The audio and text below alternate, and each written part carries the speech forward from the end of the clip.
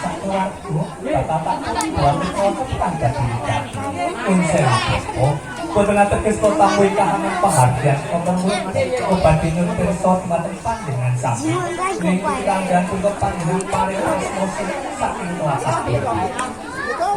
bapak bobo sotik pojokan bakalan saking babalan tapi karang subur kelaring kasih oh sewu bobo sotik saking pracak kelaring karang subur ibu paring asmo ibu ibu ya kan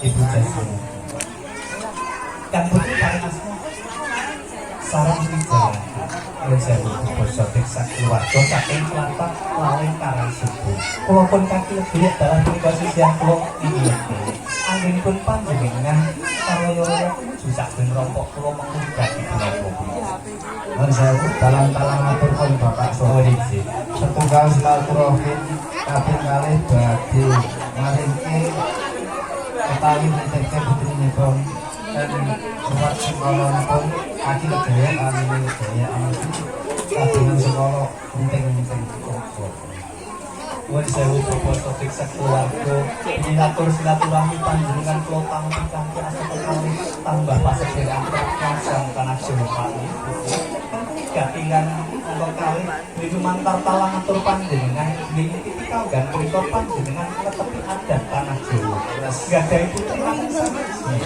dan seteto kunting-kunting empat rata dumateng pulau sosis dan kumantan kaya dumateng bersikang mau kuoso seteto putri panjenengan ucap bobot ini angin pun panjenengan pasrah putri panjenengan ingkang namanya sawiji dumateng pulau sosis dan pulau apa bisa pun ikhlas lahir menjadi ikhlas lahir bagi ikhlas ini kelas ini nekas dari kota putri panjenengan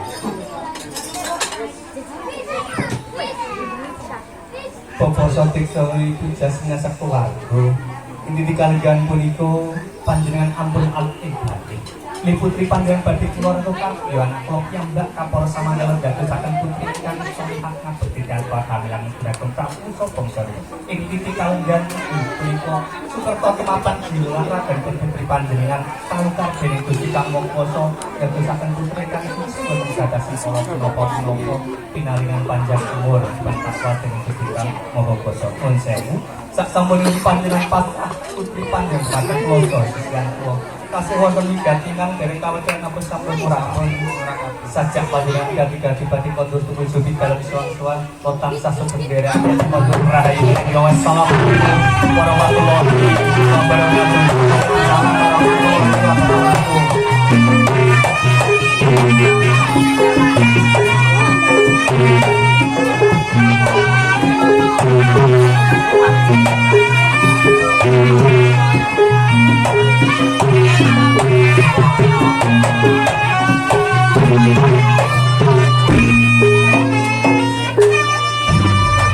Lho ngene iki lho ngati ledhe yen aku karo panjenengan ki sumaras pindhe marang kang gawe urip Gusti Kang Karya jagat ngabulake apa sing kepinginane aku karo panjenengan wektu dina iki aku karo panjenengan sinamiran anak momongan siji semene gedene coba panjenengan bombong apa ora seneng apa ora ini atiku dadi kaya anak wis mene gedene angge-angge ora ya ora kaya mangkono lho kok ora kaya mangkono to ora melu gawe ning melu ngomong kok aku kuwatir aku Pak Sotik lah kene ora jarak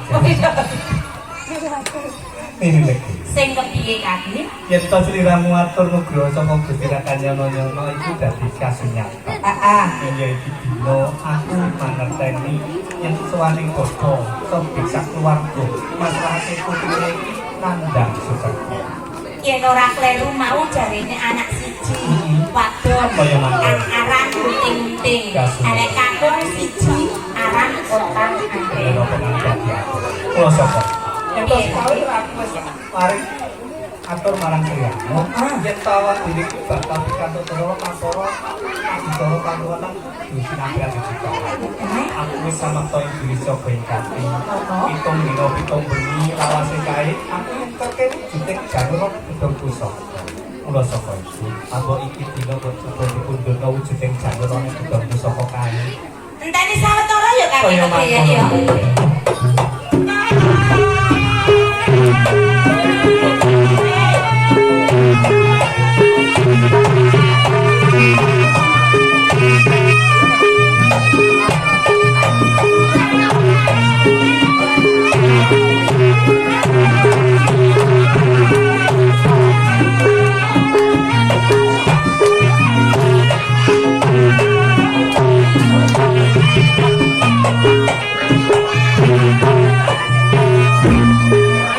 Kak Kedayan, Ing negeri aku gumun setahun.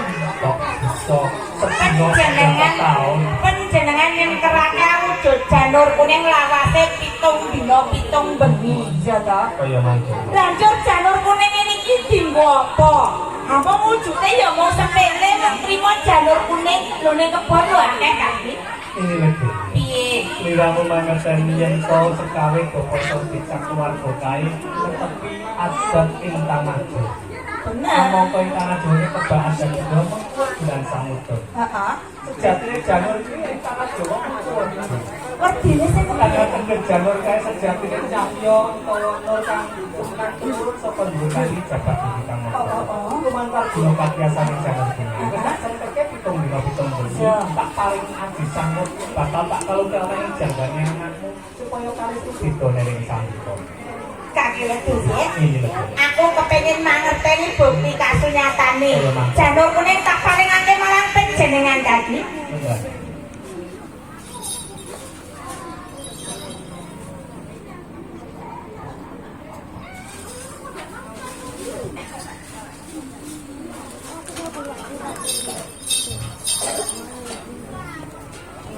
Kak Kedayan. Ini lho.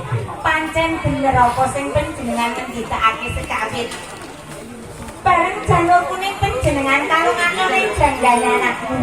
Sing sekawit pancen ya sayu. Ananging saiki malah tambah cemlorot ayune.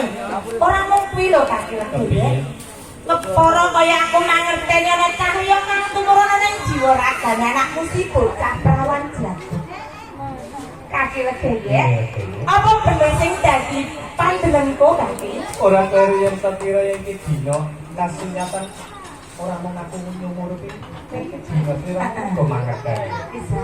yang disawang kae pasurnya anakmu tambah ayu kinoko eseme kali Iya. Malu-malu kucing. janjane kowe ngerti ngisor ameh disiapno apa piye Ora menawa goleki sing tiba. kang ateges nur utawa cahya kawijo ning jiwa raga kula iki dina apa cemlorot pasurya Bubuh kelawan iki dina kang dadi kasunyatan. Bisa. Anakmu bakal tak lukan sukertone kang jabat budi kang kuwasa ewang-ewang ora manut bojo.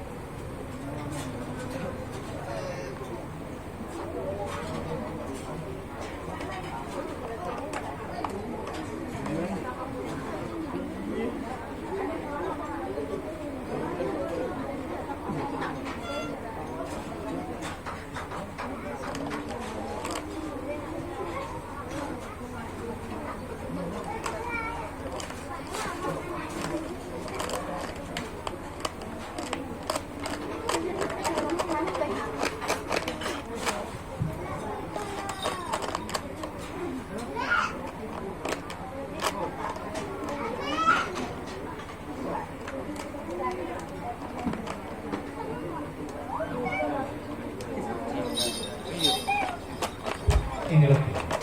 Yen ta iki dina kasunyatan anakku wis tak lukan sukertone kanthi jabat Gusti Kang Maha Kuwasa dadi bocah kang suci rada semala apa. Jumbuhake kahanan. Kok diworo gene anakmu kae dadi bocah kang suci kaya bocah liyane kae. Sawise dadi anak kang iki bakal tak ganti jadi prawan jagur. Iki jumbuhake apa kang dadi karepanmu sekali. Mergo prawan kae muji bocah wadon kang jiwa larang ragane suci. Jagur besok bakal jumantah ana ing dalan kang luhur kabeh panjenengan kabeh iki wae kang jabat dening Gusti Kang Maha Kuwasa eling marang kang mungkin jiwa lan raga. Bismillahirrahmanirrahim. Sarah Wijayati. Prawan Lagur.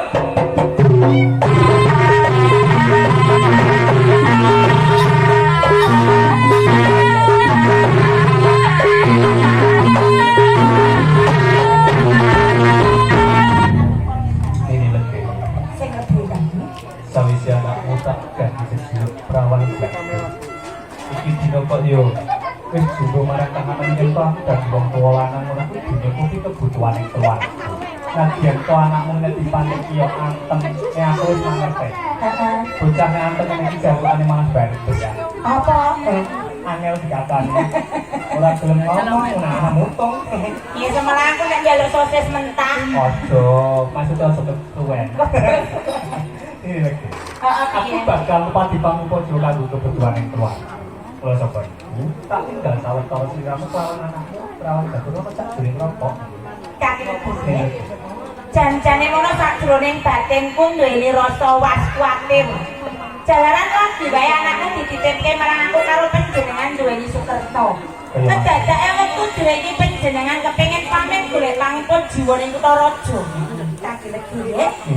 Senadyan to kaya ngono, aku mangerteni panjenengan duweni niat kang kaya ngono jalaran panjenengan nelakake gedene katresnan panjenengan kang tumuju marang aku kelawan anakmu. Panjenengan kepengin ngurangake kebutuhane anakmu lan keluarga. Mula saka kaki legi. Gandeng wis pirang-pirang taun nggonku jejodohan karo panjenengan kuwi durung nate panjenengan tinggal. Kamangka kowe metu dina iki duweni tanggung jawab keselamatan anakmu si Prawan Jagur. Kaki legi ya. Sadurunge panjenengan tinggal saka omah kene sak mengkene, aku nyuwun marang panjenengan. Panjenengan golekake kanca ruang. Dimen bisa dijak dolanan anakmu si Prawan Jagur ning papan kene. Langsung luwih baku kaki legi ya. Kanggo ngewangi-wangi anggonku jaga keslametane anakmu si Prawan Jagur.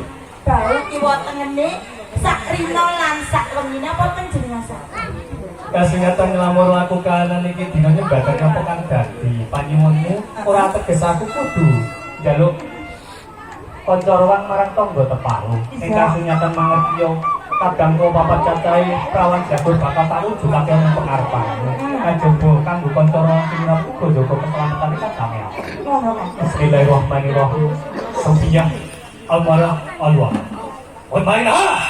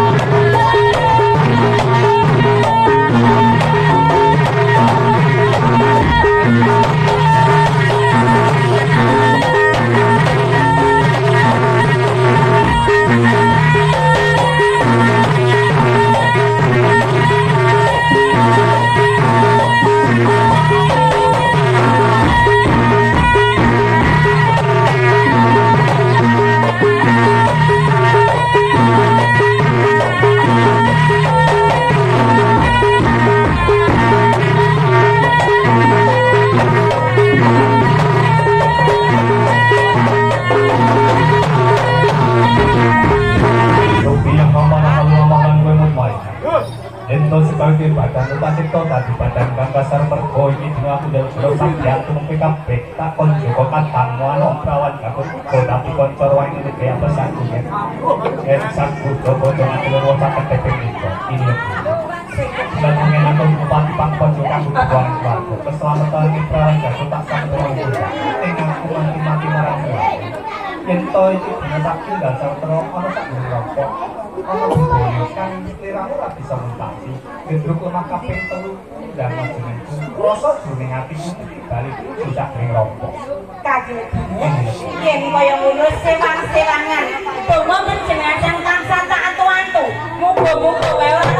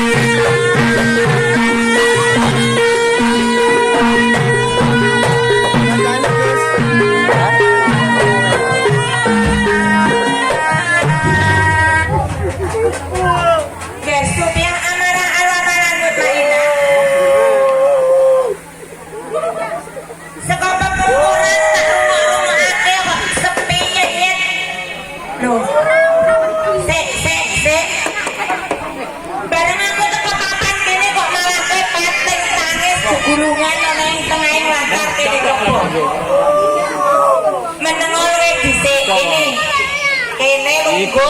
Ayo lungguh. Iku lho, Pak. Supian amarang alama lanjut Ono main. biasane kono delok kono.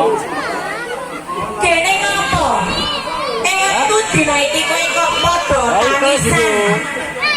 Kamangka sekawin nilekake pasrah marang kowe sak pamate. Supaya jaga keselamatan adhimu si Prawan Jagur. Ning kene ngopo? Metu dina iki anane mung Supian amarang alama lanjut mainah. Jur adimu cuma ndokne ngendi, Nggih? Nini lagi. Sing kepiye? Saderengipun kula matur. Kula nyuwun agung samudra pangapunten ya. Perkara apa, Nggih? Nalika semono kula Supiah amarah alama diutus kaki ledeyek dalam ini ledeyek Iya. diken jogo tahun kiwa tengene genduk Prawan Jagur. Nanging boten enten angin, boten enten udan. Genduk Prawan Jagur. Genduk Prawan Adimu Prawan Jagur piye? Genduk Prawan Jagur ini. Heeh. Genduk Prawan Jagur ini.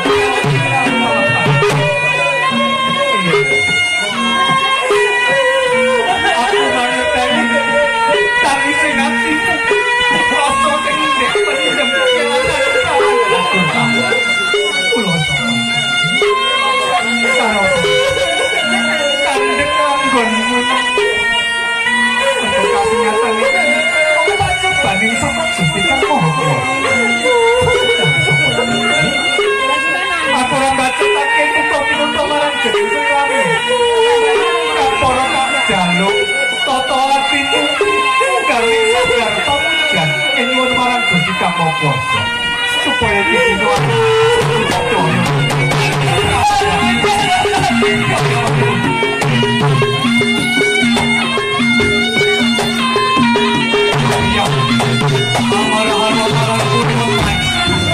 ora tegesat ora duka marang jeneng kowe kabeh nanging dina kapur tambah abot ana sak dhuwur pundhakmu yen to kasunyatan prawan jagur katamu anu kae bocah saka gampar kamandamu wis mainah kowe kang duwe nyaji kandha pangrasa lan parlingna iki dina tau terus dadi cucuk ing laku supaya bisa baline prawan jagur sekawit ana ing pengarepan lan kowe kabeh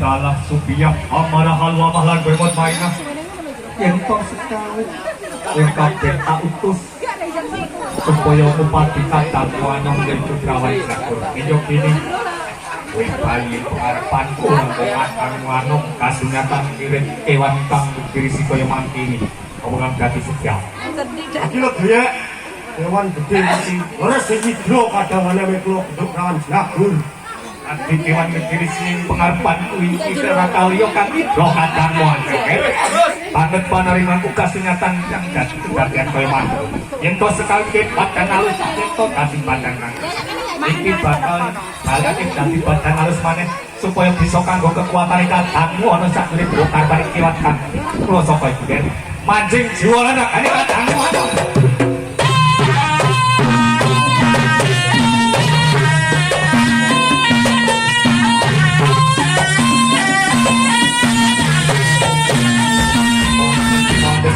Satrio tejo lek jane ora kanton blundung kaya bregel malang-malang ler ngasionto pusat-pusat teneng marga jatuh dapat yen to kasunyatan kewan negeri ning pengarepanku iki bisa tata jal sapa kang dadi dosa nomo ya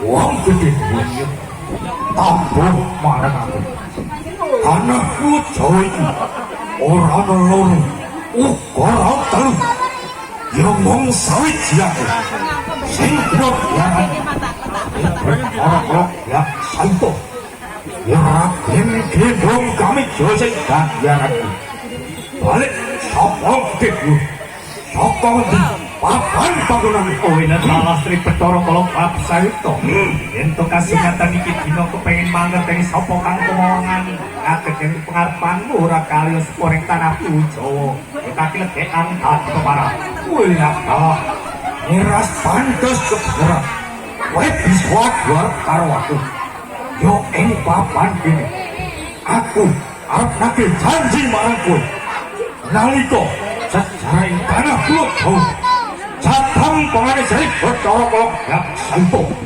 kagilet ya ana bareng aning yo ini sakwise aku lebu ing desa paling jarang subur ana pawon sing jenenge Bapak Sodik dalah itu jos menang Bapak Sodik kang duwe putra siji cacahe Sarah Wijayanti pangpos nak kadang sedulur sing genot darani bocah kunting-kunting aning yo ini hak bisa agak karo bangsa orang gawe seneng ayo sak jerone wong aku malah kaborok kowe sangsara sak jerone wong aku rasane panas pedes koyo pesek kabeh kabeh dalan Bathara Kala Prapsayuta dadi kasunyatan gedalo sak durung rompo pocane kawan jagur ora kaliya mongko kala kawin uang yen tepi jatang pangan sisi kabupaten itu kangen jak Sukerto yen to kasunyatan iki dina mangerteni dosa dikso ibu jasmina kae duweni anak andhar tau gede goblok wis dadi jawab iki dina kasunyatan Bathara Kala Prapsayuta kelali nalika bapak alasan tanah Jawa kae bentuk di Bathara Kala Prapsayuta terus kang dadi jatang pangan sing kabupaten kangen jak Sukerto nanging yen to ora karwajeng abang maneh yen to ora karwajeng kalah amangka iki wis mangerteni Bathara Kala Prapsayuta yen to bocah kae tingalungan janur meneng jagane ndang apa ngaji saut kasih dikno wis kalungan kemenangan dening Gusti Kang Maha Kuwasa.